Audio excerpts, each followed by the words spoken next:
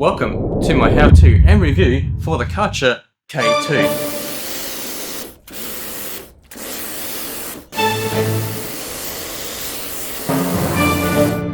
I'll be going over a quick rundown on how to actually use all the features on this so you can maximize the value for money that you're getting when you buy this.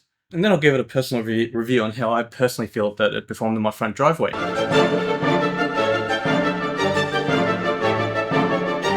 Now, one thing I do need to mention is that this tool is 5 years old. I bought it secondhand from a neighbor and it's still running in pretty much perfect condition.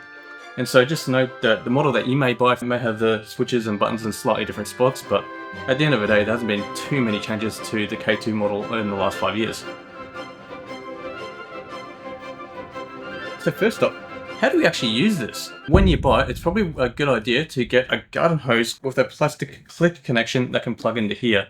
And also note, although it may be tempting to get the metal click connection because they do tend to last longer, unfortunately it's not the best thing for the Karcher tool.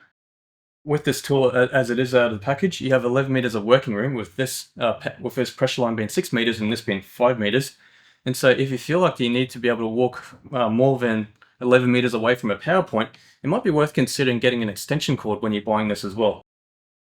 Alright, so let's go into the spraying options, but just quickly before I do, just note that I've made my own little modification of this just as a bit of a neat way that I can store the high pressure line. As for the trigger gun and the lances, let's get into it. And so first up you have the Vario Jet, and this just shoots a very simple stream.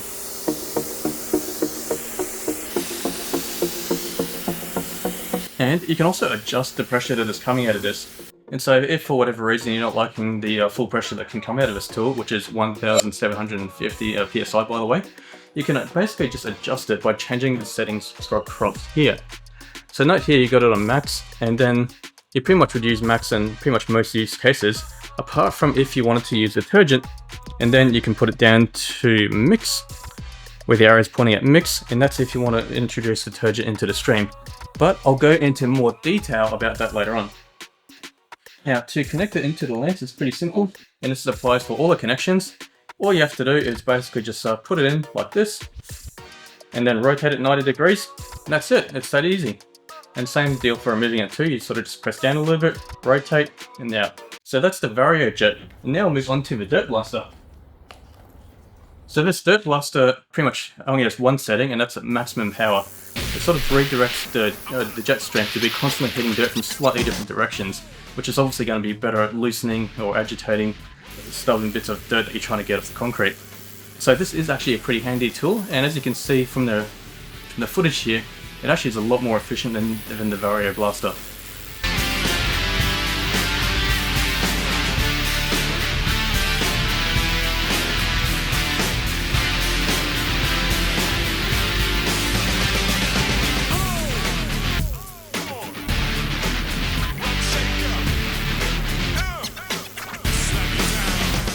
If you want even more efficiency, you can buy something that doesn't actually come in the pack, and that is the Surface Racer.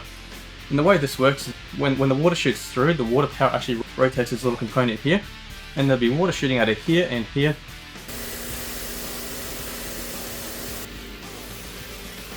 In the same principle as a Dirt Blaster, you'll be hitting dirt from multiple angles and making it looser as well. And as you can see here, it seems to work even better than the Dirt Blaster.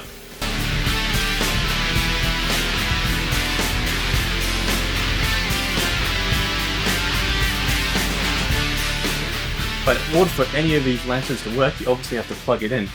Now, say if you want to plug in the trigger gun. It's a bit of a different process than plugging in the lanterns to the trigger gun. You have a little attachment here, and you have this little loose component here. So all you have to do is basically just push it in, and then it's pretty sturdy. Just give it a bit of a test before you actually walk away with it, and you are good to go. So it's pretty simple. And then just to remove it, you basically just have to loose this little safety latch here. So it can be a little bit stubborn, so it just slides down like that, and then you should just be able to wiggle it off. Easy. With this tool as well, it's obviously shooting quite a lot of pressure, and there is the potential to accidentally damage or spray something that you do not want to spray. And so another handy thing about this trigger mechanism is that it has a little safety component. So you basically just press that in, and that sort of pops out the little mechanism here, which now prevents you from being able to squeeze the trigger. So that's the majority of the items and features covered on this K2. And I'm sure some of you are probably watching this right now thinking, well, what's this thing for?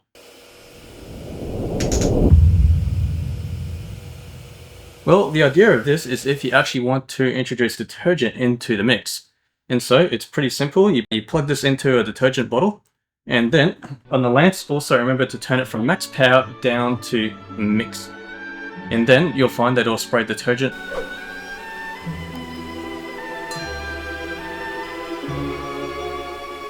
And so why would we use detergent when there's so much pressure coming out of this tool?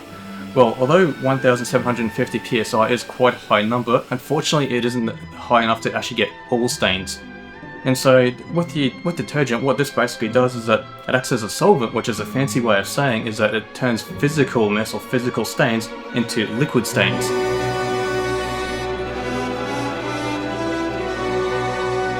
And so when something is a liquid as opposed to a solid that's bonded into a bit of concrete or whatever you're trying to clean, it's obviously going to be much easier to get a liquid off than what it is to get a solid. And with using detergent, the best practice is to basically spray it all over the place, let it soak for a short time. If you want to be really fancy, you can agitate it as well and hit it with a brush.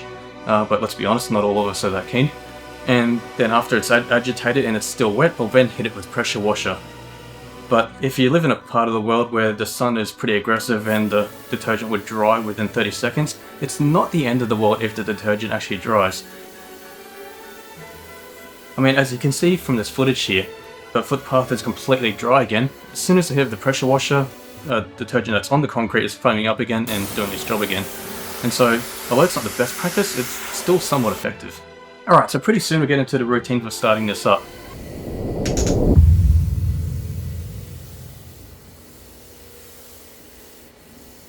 Now, given that we're dealing with such high pressure, I believe that it's always a good idea to wear enclosed footwear. I know a lot of people wear thongs with pressure washers, but in my mind that's not a good idea. Furthermore, it's always a good idea to wear some kind of eye protection, just because of the ricochet from gravel that might be shooting back in your face. Now, I personally wear hearing protection as well. Whilst you're wearing these, people are less likely to interrupt you mid-job to have a long conversation about nothing and slow down your work time. And now just a couple other kind of safety related but not quite safety things that it's probably good to know about this tool. Now, as I said before, 1750 psi comes out of the end of the nozzle here. However, it can take as little as 1200 psi to strip paint from a car. I mean, in most cases it would actually take about 2000, but you have to bear in mind as well that some cars are a bit older and the paint and the clear coat isn't as strong. And furthermore, even if it is a brand new car, although the main body of the car is pretty strong, you have to be mindful of the cameras and the sensors and the delicate parts around the modern cars as well. So just for all cars, I'd say be a little bit careful and just don't let that nozzle get too close to the car itself. And another thing too, is that it can take as little as 1000 psi to pierce skin. And so with that being said, don't point this at animals and don't point this at people. And this will be the last little safety thing that I mentioned, and I promise this will be it. And I know it feels ridiculous to even bring this up, but obviously do not spray this anywhere near power points. I mean, this is pretty common sense, but I'm only bringing this up because people have been electrocuted using pressure washers.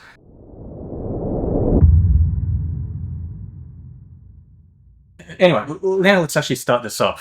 Now, the first thing you want to be doing is to turn on the water supply, and then with the power off and the water on, squeeze your trigger gun. And then what this will do is that it'll actually flush out all of the air that is currently sitting in the line.